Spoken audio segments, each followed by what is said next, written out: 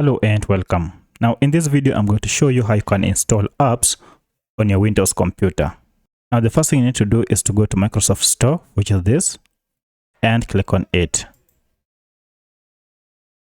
And this will open up the Microsoft Store. And here you go. Now once it opens, you have to sign up with your email address, and for this you can even use your Google account to sign in. For instance, I just signed in with my Google account here.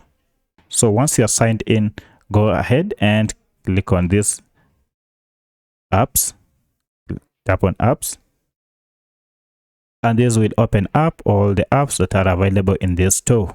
You can go ahead and search for any app that you wish. For instance, let's go ahead and search Instagram.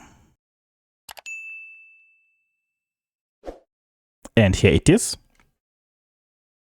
Now to download this Instagram app, all you need to do is to click on Get.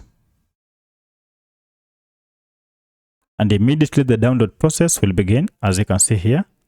Be patient as it downloads. The download is done and it has installed.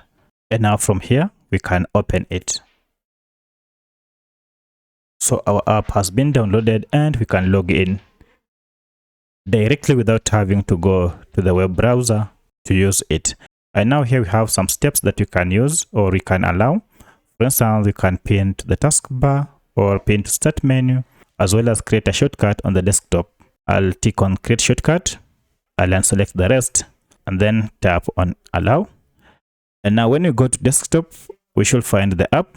So let's go and see if it is available. And indeed, the Instagram app is available on our shortcut.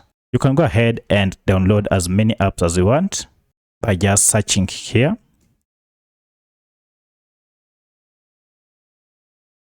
And then finding the apps. And then click on Get It. So if this video was helpful to you, kindly hit the like button and subscribe to this channel to support me. Thank you for watching, and let's meet in the next video.